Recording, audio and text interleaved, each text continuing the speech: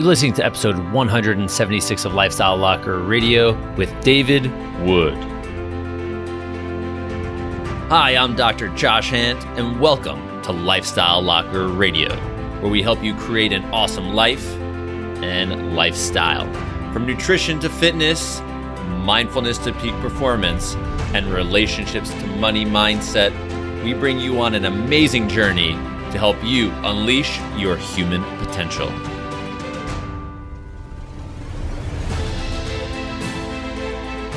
So here's a little bit about our guest today, David Wood. He has spent a lifetime consulting for Fortune 100 companies, and after that, David built the world's largest coaching business, becoming number one on Google for life coaching. He believes the tough conversations we avoid are our doorways to confidence, success, and even love in both work and life. David coaches high-performing entrepreneurs, executives, and teams, and even prison inmates to amazing results and connection, one conversation at a time. Here's something from Jack Canfield. Here's a quote about David. He says, "David walks his talk. I love his willingness to put himself in the fire and do what it takes to make the next step." So here you have him, David Wood.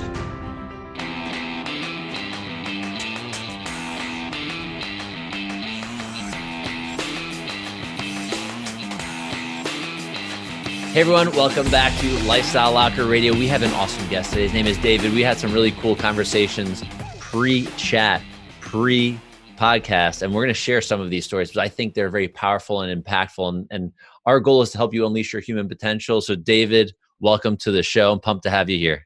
Hey, thank you. I appreciate you having me on the show. Yeah, so this is going to be a little bit of an interaction. Our conversation is going to be fun because we're going to be talking about, it's a conversation about conversations, more importantly about tough conversations, whether it's with you, with your team. I mean, we have a lot of entrepreneurs that are listening, whether it's, and I want to ask you this in a minute, David, like virtual assistants and all sorts of different things. Conversations can be spread wide, and it doesn't need to just be, and it could be a spouse, right? It could be a loved one as well. So David, right? Yeah. So give us your story, your background, so we can get a little bit into where we are currently today with your world. Sure. I started, I was really good at math at school, so I became an actuary, which deals with long-term financial projections and statistics, and most people haven't even heard of it. Mm-hmm. But I feel fortunate in that I got a job. I wanted to move to some other country and work in another country, and I actually got a job on Park Avenue consulting to Sony Music and Chanel and Ford and Exxon. Had a pretty good career for a 23-year-old. Totally. And then at about the age of 26, 27, I realized that I'd never done any personal growth. I actually thought it was for weak-willed people who were just sheep.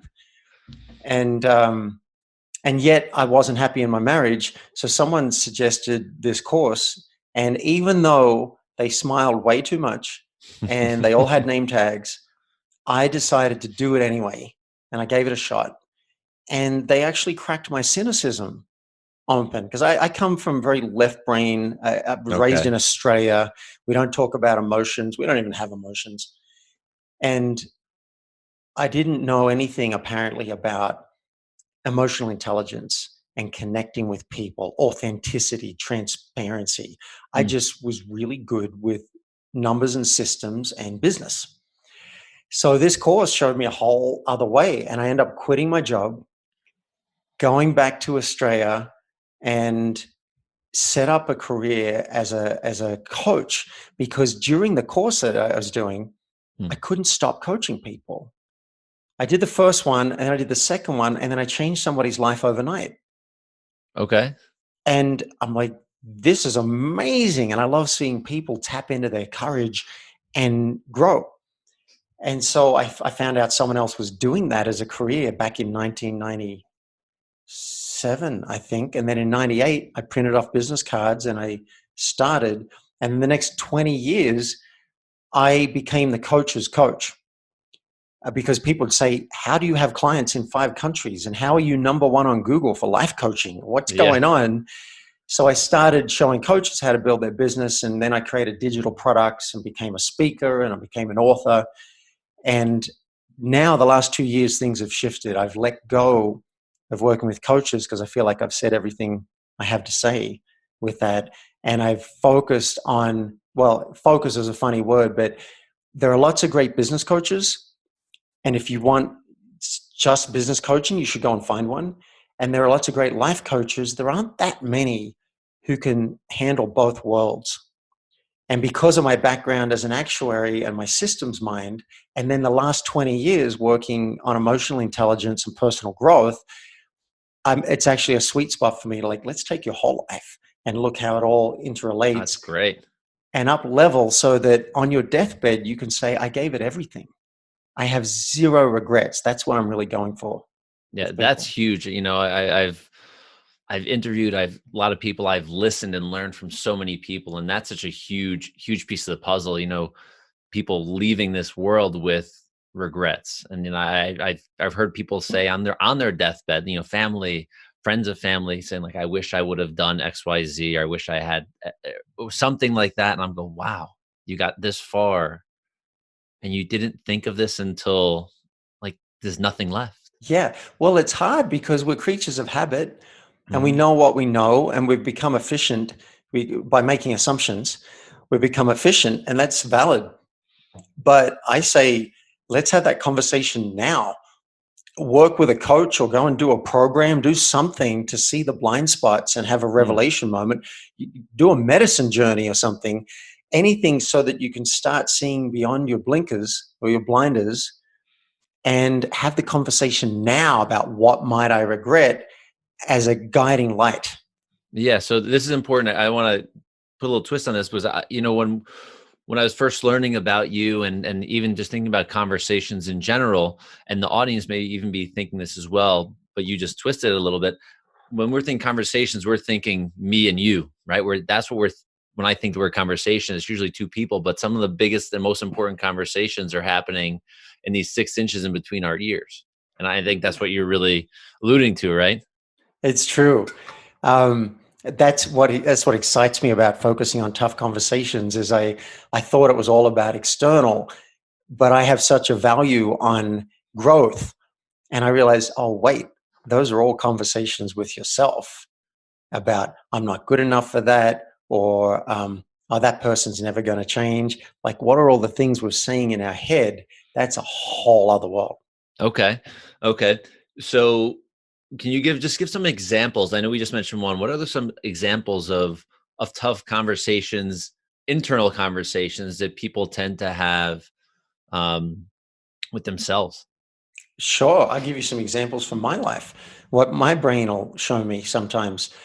I've had health issues for years. And so one thought that goes through my brain is you won't get better. Right? That's a conversation. That's a conversation. Okay. Particularly until you address it, it's just there in the background. You're not going to get better. You've tried 20 things, 30 things, 40 things, and they're not really working. So what if you get worse? A common tough conversation you have with yourself is about finances. I don't make enough money. I should make more money. What's going to happen to me if I can't pay the bills? So these are belief systems that people have built in. Yeah. That they're in agreement with, excuse me, and they're not even questioning why they may even have that. Yeah, I like that you said you're in agreement with it. I would say you were not in agreement with it because we haven't even considered it. It comes in as a thought, and it's like if you ask a fish, how's the water? The fish might respond, what water? Exactly. What's water? Exactly. It's got no idea. So same with our thoughts. They're so pervasive. They've been around for so long. We don't even notice the thought go through the mind saying, oh, I'm going to get in trouble for that. Or, oh, I might have trouble with finances next month. It actually takes a bit of awareness and catching and sometimes some journaling or investigation with a coach, and I'm biased because I am a coach. Yeah, of course. For you to catch the thinking. So I don't think it's that we're in agreement with them. We just, as Byron Katie says, and she's one of my favorite teachers, she says they're uninvestigated. Yeah, thoughts. I love it. And they're the ones that cause the pain. Now we think, most of the people think that what causes pain is our circumstances. It's that I don't have enough money, or she just broke up with me, or I didn't get this job, or whatever. I don't believe that anymore. Katie says the worst thing that can happen to you is a thought. And I've come to believe that now, that I could lose a leg. And you and I talked about some stories in the pre-interview that could have had a lot of people suffer and be in pain and panic. And I found that I was actually at peace. So it's not what happens. It wasn't the armed holdup. It wasn't the paraglider collapsing. It was whatever I was thinking about it that would cause me the pain. So investigate the conversations you're having with yourself. See if you can identify those thoughts that are hurting you. And then Katie has a great process to bust them open so they don't have a hold on you. And then it's not that you have an agreement, you don't have an agreement, but you don't believe the thoughts anymore. That conversation will still happen. You don't believe it. And that's all the difference. So with these thoughts you said that are coming in, right? You said that these dangerous thoughts, essentially, how do we as a person become aware that they're even there? Yeah. Like, because a fish doesn't even know there's water, right? There's just fish. It's like us with air. It's like, what's air? That's here. Yeah. So how do we start to become aware of these? I think journaling is a great idea. And sometimes I journal, and I do something from the artist's way. It's just called morning pages. And you just write until you fill up 3 pages. And the only rule is you can't stop writing. You can't stop and think. So I'll be writing, blah, blah, blah. Look at that tree. I don't see any squirrels. Oh, look at a seagull. Blah, blah. This is boring. I hope something's useful out of this. I just keep writing. And what will come out is I'll usually start addressing my problems. I'm worried about this. I'm worried about that. Or I hope I get that speaking gig next month. So that's one way to start bringing out the problems, or just write down the problems in your life. What am I worried about? Finance, relationship, this and that. And then next to each one, you could write down what is the thought or the belief. And I've had some practice now. So I might, like yesterday, someone sent me an email and I was upset because she was upset. She was saying, you basically, you did this wrong. And I'm like, I was trying to help you. Are you kidding? And I had to go through a process of my head to work out, why am I upset and why am I defending myself? And I realized I want to be appreciated. I tried to help.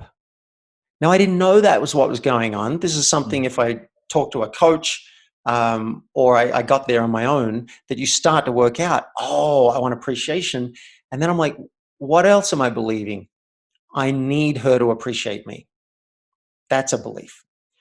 And so I can do the Byron Katie process on that to bust that open. Another one is she should appreciate me, right? So we've got these layers of beliefs that are stacked up. When you start to shine the light on them, you start realizing, this is what's wrong. She should appreciate me. Now, most people would just have that go through their head and go, damn right, I tried really hard. I'm doing something as a favor. I'm volunteering. But I know that's what's causing me the pain. So that was an example of me finding out what are the beliefs. So write down your problems. And then what am I believing about this problem? Now, Katie I'll give Katie a plug. thework.com is her website. Yeah. And she the has book's great too. Yeah. The book, Loving What Is. Yeah. She has, I spent a month with Katie. So I'm like steeped in the work, and she's got a form called Judge Your Neighbor worksheet. And this is great. You pick somebody, you can't use yourself when you're beginning the work. You pick someone that you're upset with or frustrated with or saddened by, and then you write all your judgments. What do I think this person should do? What do I think they need? What do they need to stop doing to me? Blah, blah, blah, blah. And boy, is that a great way of getting out all the conversations that are going on in your head that you had no idea. Yeah, that download. Holy cow, right? It's a big download. And then you circle each one-liner, each belief, because it's kind of in prose. You've written out paragraphs. Circle the statements. she should appreciate me. She should have asked permission to have that conversation instead of dumping it on me, right? Each of those is a belief that you can investigate. And so I love that we've started there. Usually in interviews, we talk about external conversations Yeah. instead of what are the conversations I'm having with myself that are disempowering me. Yeah, because I think, and this is just me personally, that we have to start with ourselves first, right? Because if we're going to project or give, or within like this conversation, it's good to have done some of your own personal work on yourself. Like, so you don't come in with preconceived ideas or whatever it may be. To have these conversations, because I'm an entrepreneur, I'm a chiropractor, I'm in a practice. We see lots of different people, and I've learned something in my practice. I practice with my father, and he says many things, but he's like you don't know what's going on in that person's life. If they come in and they're really ticked off, like, it doesn't mean it's about you. Like, it's so. Yes, I like that you said that. See, so yesterday's a perfect example because she wrote this email and I wanted to defend myself. Mm-hmm. I'm like, how dare you? I'm trying to help you. I wanted to say, screw you. You go and do it yourself now, right? I'm trying to do you a favor. That was my initial reaction. But instead of me doing that, I had a tough conversation with myself. I stopped. I'm like, I got to sit with these feelings. I've got to look at why I'm upset to understand myself first. And I realized, I want appreciation. And then I realized, I'm not even interested in her world. Not even interested. I just want to defend. That's the ego. Mm-hmm. Yeah. So I spent at least half an hour on this in the car, running through a process. And what I got to was understanding her world. I started listening to what she said again. And like, what would it be like for her to feel that? So I kind of set my stuff aside for a moment. And one of her points, I realized she's right. I made a mistake. Oh, I can apologize for that. Okay, great. I'm feeling some peace already. I made a mistake. Yeah. I can apologize. Another thing, I could understand why she'd feel like that, and why she wouldn't feel good. And I could feel a little compassion that she doesn't feel good. Right? Yeah. That sucks. I don't agree with her, but I'm now starting to get some compassion. And she'd also said, I want to hear your take on this, but not until after the party tonight. That triggered me again. Yeah. I'm like, you want to tell me your side, but I'm going to stay quiet until you're ready. But what I did after all this work is I sent her an email just saying, here's what I heard. You're upset about this, and this. I totally get it. And I'm looking forward to seeing you tonight and to talking more. That's all I did. And she acknowledged me in front of 20 people last night for the difference I've made to her. And it was really wonderful. And here's the insight I got. Why do I care if she's triggered? Why is it like I've got to jump in and change her mind? And I realized now that I've had the conversation with myself and I've realized what I can be responsible for and what I don't think is my issue, I was clean. I was done. And I thought, why do I even care? She's just triggered and having a bad time. I'm going to support her during this bad time. It's a massive shift. Yeah, that's so cool. And something I don't remember, I may have been listening to Byron Katie. I listened to the book, her book on audio when I drive back and forth from work. Which one? Loving What Is? Or yeah, Loving What Is. I've been listening to her latest one, A Mind at Home with Itself, where she goes deeper, by the way, because she's not usually prescriptive, but now she starts going up against the Buddha and whatever and talking about how it is. Really? So okay. You might enjoy that too. That may be the next download. But it was interesting. I go back and forth. I'm in the Big Apple, so I'm going back and forth in and out of Manhattan, where they're the most peaceful drivers in the world. They use their New York City hello. I'm not going to give the finger to anybody right now, but that's how they wave out the window when they're driving and they're ticked off. But what I had to start to recognize there are people that drive crazy, and this is more not even a conversation with the other person that's driving. But I was very easily agitated by people who would drive fast and cut me off or whatever. And I'd be like, is wrong with this person? Yeah. And then now, like I have to catch myself from time to time, but I'm like, hey, maybe that person is rushing to the ER. Maybe that person's parent just got into an accident, and I just like move out of the way. I don't even try not to let it phase me, because I can't put myself in someone else's shoes the same way with the woman you were just talking about. Right. And mine's very disconnected. I have zero relationship with the person that may have been flying by, but it's like, okay, you know what? Maybe there's an emergency. Yeah. Where before I'd be like, I hope you get into an accident. Get out of my way, like type of thing. Right. Or pulled over, or whatever it is. Which just doesn't feel very good. No, and it doesn't. I end up driving like an idiot after that as well, because I'm all fired up and the hormones are going crazy. So yeah. This compassion thing, right? I think the Dalai Lama and the Buddhists and all the spiritual traditions are onto something here. The ego, Marianne Williamson said, the ego is vicious at worst, suspicious at best. Mm. And I'm starting to see that the ego is such a child.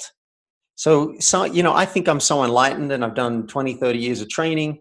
Someone cuts me off in traffic, or this woman emails me yesterday saying you did all this wrong. Yeah. Boom. I'm straight back to 5 years old, and I've done something wrong. I've got to defend. You've cut me off in traffic. That's dangerous. How dare you risk my person? Right? This is kind of the ego's job. But when the doorway out of this seems to be, as a first step, curiosity. Yeah. Curiosity is the antidote. And you get curious, why is that person, cutting me off and jumping in and whatever? Like in the last 2 days, I've had people do crazy turns in front of me, and I'm like, what? Go straight into judgment. Yeah. But what's their life like? I imagine they drink a lot of coffee. They might be a little stressed around their kids, and who knows? Yeah. But curiosity is the first step. And that's what gave me access to transforming that interaction with this person yesterday. Yeah. Is curiosity. And then it's more peaceful. I'm at peace. Once I sent that loving email, I didn't have to worry about any response. I didn't have to what's going to bite me on the back? I'm going to have to deal with something. No, I was done. Yeah. So let's transition now into the interpersonal conversations and relationships, and we'll use this as an example. Use an example as a coach. I'm an athlete, and I hire people from time to time to help me do certain things, and the people that are our audience will probably do the same thing, whether it's a business coach, a life coach, an athletic coach, fitness coach, whatever it may be. And sometimes we have to have I would say a disagreement or a hard conversation. Like, well, I don't agree with what you're saying. Are there tools or tips to open up where so you don't feel like the person doesn't feel like they're being attacked when you may be in disagreement? For sure. And I think maybe before we do that, maybe we should just come up with some more examples, because people might be listening thinking, I don't have a tough conversation. But in the personal realm, it could be something like, something you do bugs me. Or I want to feel closer to you, and I miss you, and I wish you'd respond to my messages more. Or it could be, there's a secret I've been holding on to, like a withhold, and I want to share it, get it off my chest. Or there's something I want to confess. I screwed up. I broke an agreement. Fair enough. Yeah. Or I want you to do something different. I might want something specific in the bedroom, or there's something I don't want in the bedroom. All of these things can be awkward conversations. And we often think of big conversations, I think, when we think of tough conversations, but the little ones, like I offered a coaching session to someone as a gift, and he didn't show up. And then he just used my booking link to rebook it for the next week and said, oh, sorry, my mistake. I've adjusted the booking. That's not an adjustment. That's a no-show. That's half an hour of my time I'm not going to get back. And now you're assuming I'm going to just rebook it with you and I'm willing to do it again. And this took me at least 10 minutes to work out why am I upset, right? Again, you got to do your own work. And I realized I didn't feel like my time was being respected. So it could be a small thing. It's just something that doesn't feel good to you. And the mind isn't even telling you, oh, that's a tough conversation. It's just saying, what a jerk. Yeah. Okay. So those are some examples, and they translate, by the way, too, to the corporate world. If you're in business for yourself or you're working for someone else, it's still the same things. I want you to change your behavior, or someone wants you to change your behavior, or you want to hold someone accountable. Maybe they're late consistently, and you want to have a conversation about that to influence their behavior, or you disagree with what's happening and you need to find a way to do that. So those are some examples. Hopefully that's triggered some things in people's minds. I think those are good examples. Yeah. So if you're listening, maybe grab one of those and think, oh yeah, I guess I could talk to my boss about a pay rise, or I could talk to my partner about something that's been a bit awkward. Like, see if you can have something in your mind. The steps I'm about to go through will make them much more concrete. Well, no, that'll make the steps I'm about to go through more concrete for you and more practical if you have an example in mind. An idea, yeah. So would you, Josh, give us an example now of a conversation that someone might have with someone else, and I'll use that to go through the I would steps. say, I like the example, if we have, you have a team member that you hired that keeps showing up late for work, even if it's 5 minutes late, we can say that. Great. So there's a worksheet that I offer for free, and we'll give your listeners, if you like, a free download at the end of the episode. Yeah. So you don't have to take a whole bunch of notes while you're listening. Perfect. And I'll run you through it. So there's a worksheet firstly, which will help you prep. And the worksheet will ask you questions like, all right, who is it? And you'd write, oh, it's a team member. Yeah. And what's your hope from having this conversation? This is super important. Don't just launch into it to have yourself feel better. Well, that might be a reason, but why do you want to have it? What's in it for you and for them? Yeah. Otherwise, you may not even choose to have it if there's no profit in it.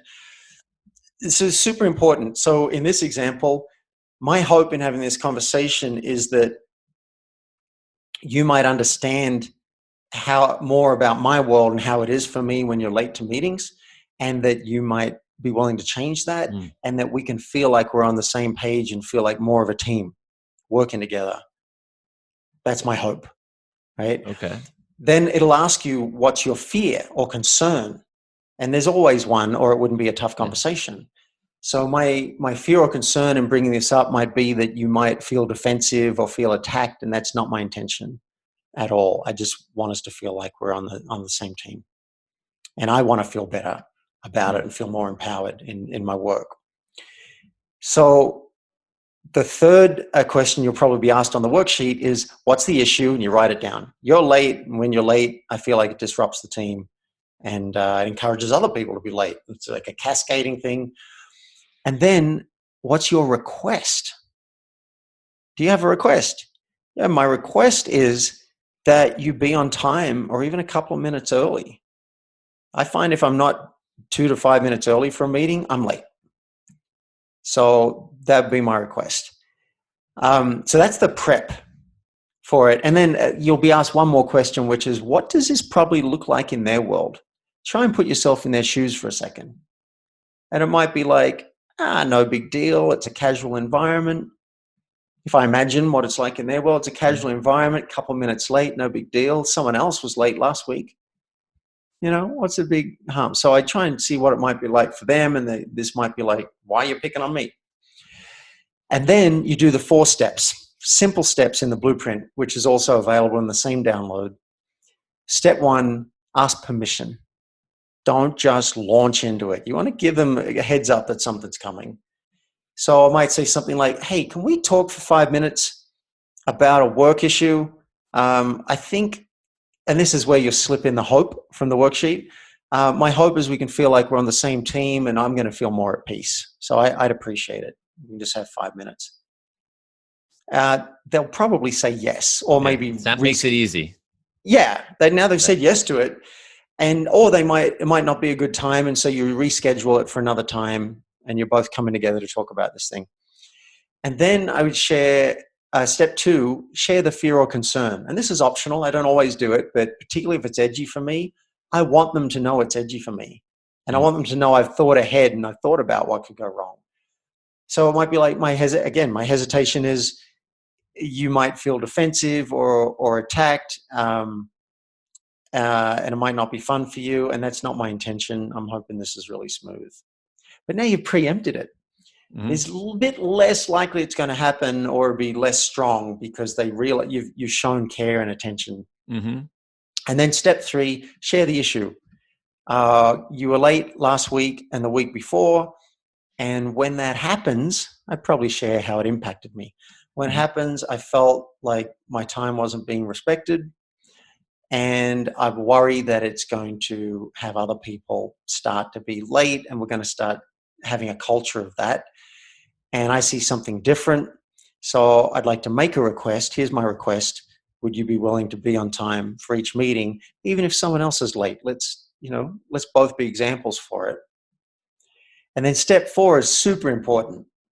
See, what I used to do is have tough monologues, not tough conversations. I don't like give all my side and like, all right, I'll see you. But we don't want to create a tough conversation for them now. We don't want them stewing with something. So step 4 is where you get curious and you listen and maybe even negotiate. So I might say something like, I want to know, how does this land for you? Like, what's it like for you to hear that? Do you agree? Are you on board? You got another idea, something that might be even better? Happy to hear anything you want to say. And you got to listen. You cannot jump in straight away like, oh, yeah, no, I totally get. You shut up and listen, and this is their turn. And you might work out something different to what you thought of. Maybe you agree on creating a culture where everyone gets 5 minutes grace. Maybe that's going to be the culture of the company. Who knows? But you get curious, which is kind of where we started this whole thing. Yeah, which I think that's great. It's, it's building that agreement and breaking the ice so they don't feel attacked, and then opening the floor up to, a better possibility. Yeah. Or even more agreement or whatever it may end up being. Yeah. If you don't ask permission and you just start with something, where I would probably go is assuming I'm in trouble. Yeah. It's almost like an attack. Yeah. And I don't know that you have a positive intention. So if you tell me, can we talk about this? And here's why. And then you mention a positive intention. It's like, oh, all right. This sounds almost like a partnership kind of deal. Yeah. So it's a game. These 4 steps, they'll give you clarity when you do the worksheet, which is golden. And then you can choose if you'll have the conversation or not. And so this is actually pretty neat. And I know you've already thought of it, but you're actually creating the conversation between your own ears first before you. So you're doing work on yourself at the same time that you may go, holy crap, I really was going to come off like an ass. And I didn't even realize how much I was. Man, I like being interviewed by you. This is, that's astute. You're right. Yeah. Sometimes the toughest conversation you're going to have is the 6 months with yourself leading up to having the actual conversation with the person. Totally. I mean, I have one of my mentors who helped me get into podcasting in this online space. When I was getting ready to launch my podcast, a few years ago, 2.5 years ago, I had made a list of people I wanted to interview. I had done all of the prep work. I listened to like all the trainings and bought the equipment. Everything was ready. I just couldn't pull the trigger. Like the fear of pulling the trigger.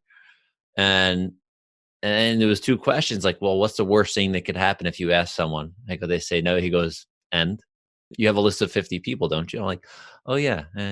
So it's just 1. And then he goes, well, what's the high cost of waiting? If your mission is to inspire and help people, why has it taken you 6 months to just hit go? Yeah. And so that was it. I was like, all right, game on. I sent my 50 emails or whatever it was like that day, got like 32 responses for yes or whatever. So it was something like, okay. That was a lot easier than I thought it would be. And most people, if they didn't say no, they said, I can't do it yet. We'll do it soon. Yeah. It often isn't as bad as you think. And I think that's because the job of the ego is to look for worst case scenarios. Yeah. Okay. Yeah. It would make total sense. That's its job. So in your mind, It could be horrendous. And that's good and valid that you can come up with that. Mm, But it doesn't mean it's likely. mm. And so what I want is for the whole world to look at, wait, what's possible out of this conversation? We might feel more connected. That person that I said didn't show up for the coaching session, Yeah. I was nervous about bringing it up because, he could have badmouthed me in the industry, said this guy's high maintenance, he's oversensitive. And he was so impressed by me bringing up the conversation and stating it clearly. He asked if he could use that in his podcast Okay. There you as go. well. In fact, I sent him a video saying, here's my issue. He wants to play it in his podcast. And now I'm going to do an episode about it and we'll talk about it. I'll have him as a guest and then we'll play the video so people can hear exactly what I said to him and we'll get his live reaction. Yeah. Um, That's great. so what's the possibility? Because most people wouldn't think about that. Oh, it might bring us closer together and inspire the world. Mm-hmm. Yeah. I mean, in some of the pre-conversation and even some of the stuff I've read and we've been back and forth via email, you say you love seeing people like fully expressed. What do you mean by that? Yeah. I didn't know what self-expression meant Uh-huh. until I was maybe 27. And the course I did, which is called the Landmark Forum, I did the first course with these smiley people with name tags, and then I did the second one because I saw people who'd done it and they were bouncing off the walls with energy. But they said if you do the third course, you will be self-expressed in every aspect of your life, and if you're not, it will be an integrity issue for you. I'm like, what the hell does that mean? What bullshit doublespeak. I had no idea what it meant. But I did the course anyway because I found out they'd train me as a coach. If I did that course, I could train as a coach to coach other people doing the course. I'm like, well, I want the coach training. So I just did it for that. And then things started to happen. I'd never been comfortable playing guitar in front of a group. And I ended up playing the guitar over the loudspeaker on a plane going to the Bahamas. That's great. I'm like, I wonder if people would call that self-expression, that I'm doing something I enjoy in front of a group of people. And after I did the course, I finally realized that I was starting to speak up more. I was starting to, if I was afraid of something, I might say, I'm afraid of that. If I had an issue with someone, a tough conversation, I might be willing to say it, even if I didn't get the result I wanted, so that I felt better about myself. I was playing guitar. Turned out exercise was a great self-expression for me, and dance. And I just found I was being myself in the world. And I also found that if I had something to say and I didn't, it would niggle at me until I finally went, damn it, I'll go and do it. So then I finally understood what the hell they were talking about. I will be self-expressed in every aspect of my life, or it will be an integrity issue, meaning it will feel off and I'm going to have to resolve it. And I want, having felt how not being self-expressed was as a kid, like I didn't know how to speak up and stand up to bullies. I didn't know how to speak to girls. And that was really painful for me. And now knowing what it's like to be able to speak up, even to say to someone threatening to kill me, which I've had, to say, I'm afraid right now and I'm here and I'm with you. That's self-expression, right? To say to a woman, you're so sexy, I don't even know how to handle being with you. I just want to shut down, right? May not be the smoothest thing, but I'm being self-expressed and it feels so good. I want that for the world. And I think it's one of the regrets people have on their deathbed. I wish I'd been more me. I wish I'd lived more my life instead of for other people. So this self-expression thing, they were onto something. Yeah, that's interesting. And I'm just thinking about like just my personal experiences and when you say expression, I think it's if people want to have an idea of maybe what that feels like, it's just go back to a time in your life where you were just so damn happy, not because you like bought a car, but for the reason that you may have been able to buy the car, or like you ran your first 5K, like, and you just felt like utter like joy, like going through the finish line going, holy cow, look what I completed. I think expression shows up in happiness a lot. And when you can be really, truly happy, I think that's what we got to start paying attention to be, fully expressed, or at least to start to become aware of it. I agree. I think if you're happy, you're probably expressed. If you look around, you'll probably go, I'm expressing myself. And if you're truly self-expressed, there's a good chance you're going to be happy. And it's a lifelong journey for me, looking at where I'm not expressed, building that habit, exercising that muscle. And tough conversations are an incredible way to practice self-expression and having agency and simply speaking your truth in a kind and artful way. But it's a doorway to self-expression. Yeah, this has been a fun conversation so far. So David, tell me, what are the best places initially for people to connect with you? What's the easiest way? We'll say that. Yeah, the one location. My website is playforreal.life. And there are a couple of juicy what a name. things. Love it. Thank you. Play for real. Yeah, we're playing a game in life with very high stakes, but let's play it for real like it matters. So it's playforreal.life. And a couple of juicy things you can do there. I am the proud father of a new baby podcast called Tough Conversations with David Wood. I listened a little today as well. Oh, awesome. So you can listen to me and some guests like Byron Katie and Jack Canfield on that podcast. And if something in here resonated with you and you feel like you really want to up-level life and work, then see if you qualify for a discovery session with me. And if you do, I don't charge for that because it's how I find the right people to work with long-term, and we'll create a plan for your life and work. So both of those things you can do at playforreal.life. Awesome. And then we said what was the giveaway, the freebie that people can get that you mentioned? You can get that at the same link. It's called the 4-step Tough Conversations Blueprint. Okay. And it's all over the website. You can't miss it. So playforreal.life, you can download that and maybe try it out on one of your easier tough conversations. You don't have to go for the gold straight away. Yeah, that's great. So all of these details, everyone, will be in the show notes. So make sure you go ahead and just scroll down, check out the details. And if you're watching this, we're super pumped that you are able to watch as well, besides listen. So David, this has been an awesome conversation. I really appreciate it. I get a ton out of this. So this becomes part selfish, but part being able to give back to the world.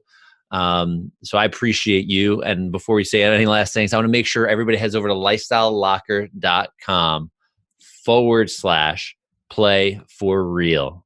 So David, thank you so much. This was awesome. Thanks for having me on the show, Josh. I had a good time. Thank you for listening to that amazing episode with David Wood. I know that was not a tough conversation for me. It was actually quite a great one. So if you want to go on and head over to lifestylelocker.com/play for real, you can get all the downloads we spoke about. You can get some amazing things from David himself. When you head over there, make sure you do click the link that says the free 4-step tough conversation blueprint. You'll definitely want to get that. Just you're going to fill some information out and submit, and you'll get the actual PDF for free. And you can head over to lifestylelocker.com on the homepage and click on the top where it says the book, and you can get the free ebook Inside the Locker if you have not done that yet. I know you'll love it. It's short, it's sweet, it's very impactful, and hopefully it will help you transform your life and help you unleash your true human potential. And lastly, if you're loving what you're hearing, please, please, please head over to iTunes, click that 5 stars where you can give me a review, and then leave a comment on the episode. Let us know what you loved about it. So have a great day, evening, or night from wherever and whenever you're listening to this. See you later. I'm Dr. Josh Hant. Bye-bye.